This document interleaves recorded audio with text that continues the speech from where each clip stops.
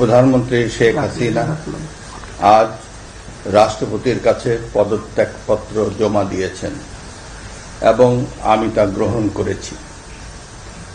প্রধানমন্ত্রীর পদত্যাগ ও বৈষম্য বিরোধী ছাত্র আন্দোলনে সৃষ্ট পরিস্থিতিতে আজ বঙ্গভবনে 3 বাহিনীর প্রধান এবং বিভিন্ন রাজনৈতিক দলের নেতৃবৃন্দ, সুশীল সমাজের প্রতিনিধি ও বৈষম্য বিরোধী ছাত্র আন্দোলনের কয়েকজন সমন্বয়কদের সাথে আলোচনা হয়।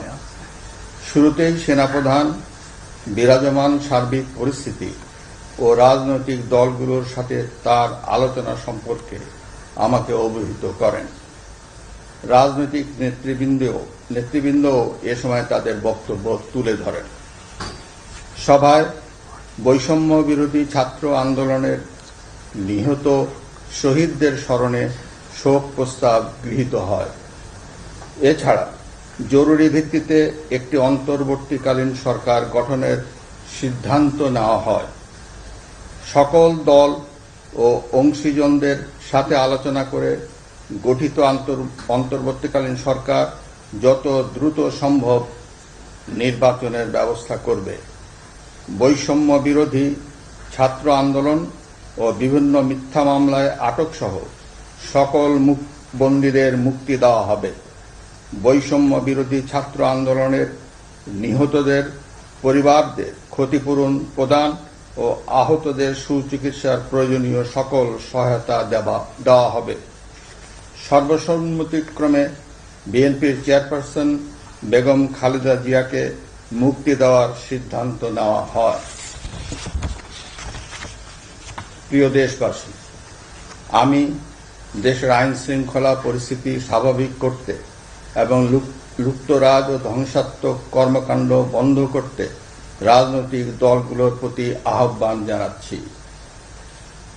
জনগণের জানমাল ও রাষ্ট্রীয় সম্পদ রক্ষায় সশস্ত্র বাহিনীকে কঠোর পদক্ষেপ নেওয়ার নির্দেশ প্রদান করছি।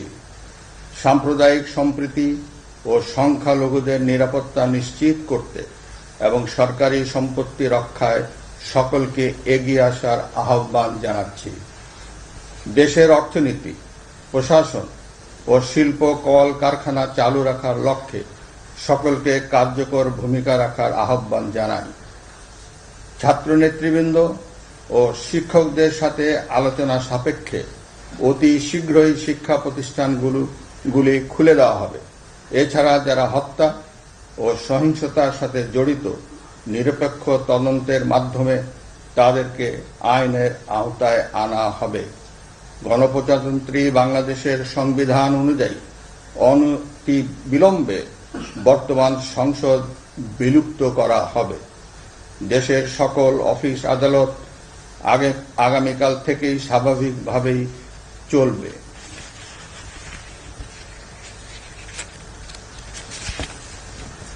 প্রিয় দেশবাসী, আসুন আমরা দেশকে বাঁচাতে একযোগে কাজ করি।